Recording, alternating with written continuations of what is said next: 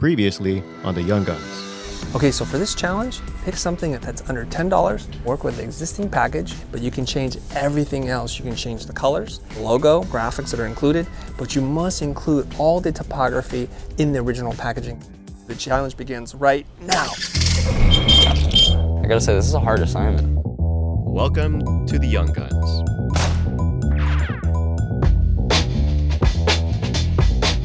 Hey, what's up, you guys? Welcome back. In the last episode, you saw the designers make a mad dash towards the pharmacy.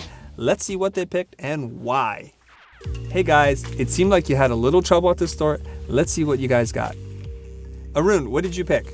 For my pick, I bought this Khadi Natural Rosewater Soap. It's somewhat of a premium product because the price is around 70 rupees, which is around 30 or 40 rupees more than what an average soap would cost in India. I basically brand it as a premium product rather than an average soap. Hey Arun, I love your choice. I love the colors, man. I'm so excited to see what you do with that. What do you have for us, Sean? I have my item, Sensodyne toothpaste right there. I wanted to pick something that I was familiar with, something that was box shaped and that was very small, that I thought had less than good design and something that I could probably improve upon. Oh, Sean, I hope you know what you're doing because that's a lot of type for you to be working with. Good luck, man. I applaud the effort. Let's see what you come up with. Next up, Spencer, what do you have for us? So I think I'm gonna go with the Gold Bond lotion. I think the packaging doesn't really represent the product. Having this green and red kind of color palette. Hierarchy of design kind of needs some more work. It's generally busy.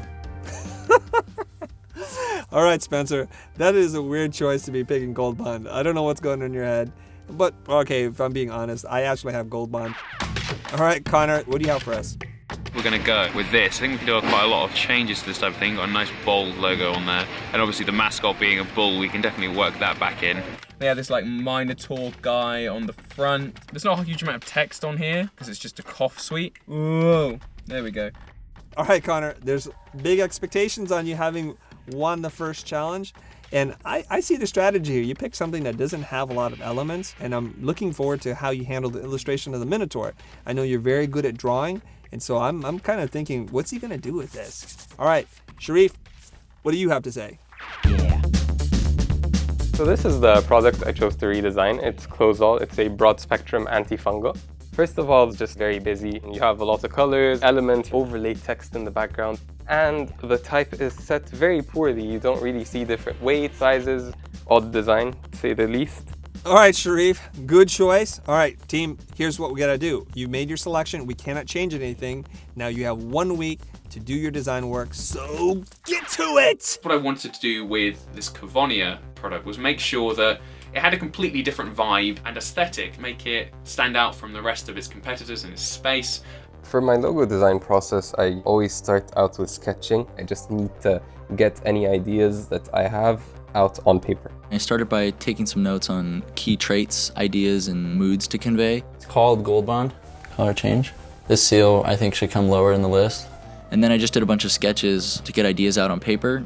The Khadi Natural logo was kind of getting lost. I liked the mark initially because it was a plan, but ultimately it didn't work out. So while I was making the logo, I thought, you know what, let's do something with the leaf. So I just took the leaf out and made it into a spinning wheel from which cotton is made.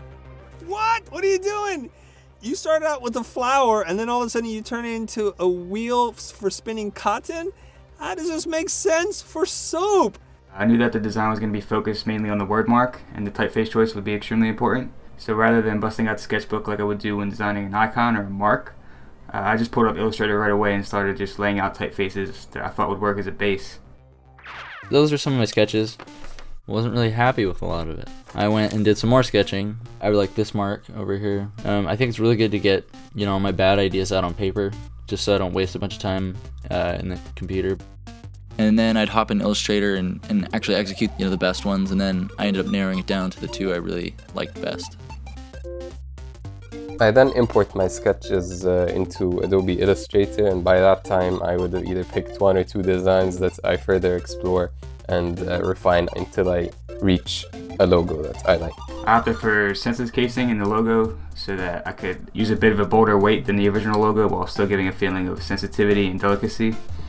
And it also plays well with the circle smile motif, which I ended up creating.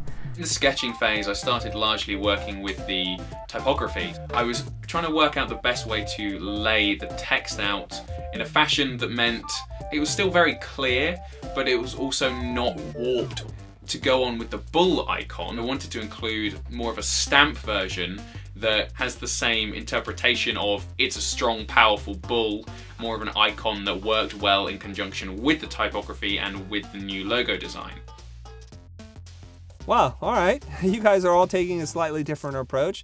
And if you're watching this episode, what approach do you most align with? Let us know in the comments below. I chose to go the purely functional design route. For that, I had to really consider how the text was laid out, if it was legible or not, how to highlight certain important text over other beyond the package. For the package design process, I started first by finding a new bottle shape that I felt would better convey elegance. From there, I kind of traced it out, measured it out, and then created 2 mirrored templates of it in InDesign, the front and back. And then from there, I printed it out, cut it out, pasted it onto the new bottle, and then shot a photo of it. The packaging itself was a different beast. Before making the foldable die line, I just laid out the 6 faces of the box that would show and designed on top of those to keep things simple.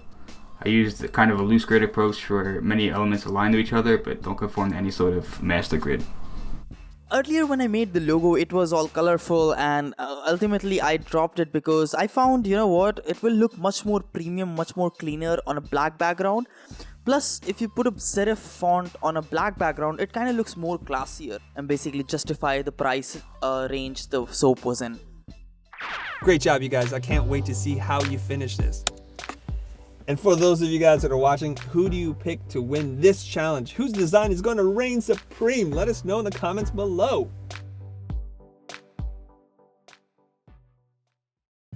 So in the next episode, I'm going to get my butcher knives out and we're going to go to town. I'm not going to hold any punches. I'm going to critique these designs and you can play along to see if you agree or disagree.